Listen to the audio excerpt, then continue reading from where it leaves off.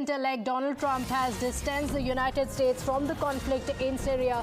He has taken to a post on the social media and he says that Syria is a mess but not our friend, and he emphasizes that the United States should have nothing to do with Syria. Let's take you through that post of the President-elect Donald Trump. He has taken to social media X, and here's what he says. Opposition fighters in Syria, in an unprecedented move, have totally taken over numerous cities in a highly coordinated offensive and are now on the outskirts of Damascus. So he is talking about the updates in Syria. He says obviously they're preparing to make a key big move towards taking out Assad, Russia, because they are so tied up in Ukraine, and with the loss of over 6 lakh soldiers, seem incapable of stopping them. And this literal march through Syria, a country they have protected for years.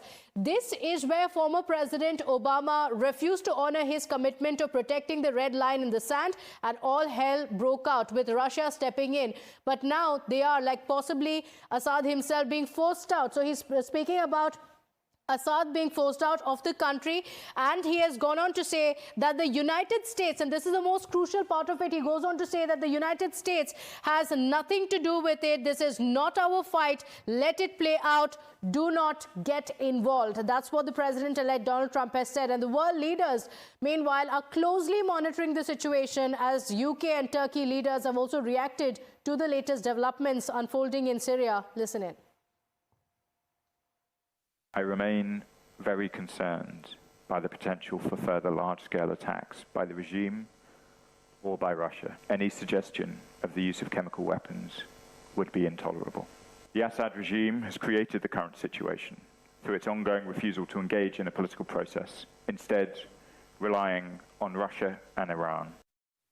The lack of hope for their comprehensive resolution and the continued violations of the Astana agreements brought the country to this point and seems to be the driving force behind the ongoing operation. Let me underline that Turkey is not behind the current military offensive, nor did we give our consent to it. We did not want to have further instability in the region, as the Israeli aggression is already sweeping the region.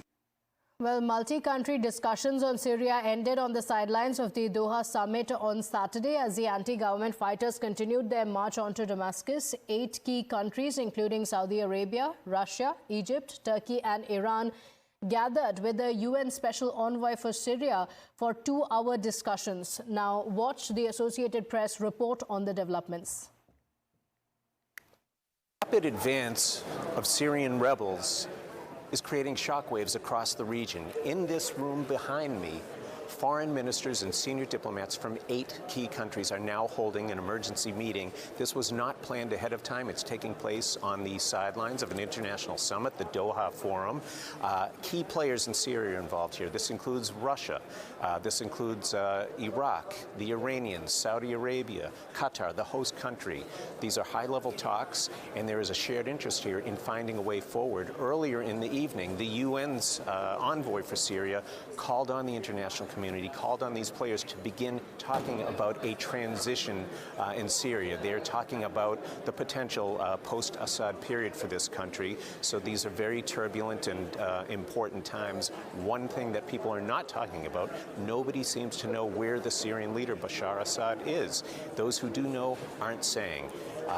So we're hoping for some clarity in the coming hours, but it looks like a high-level meeting going late into the evening.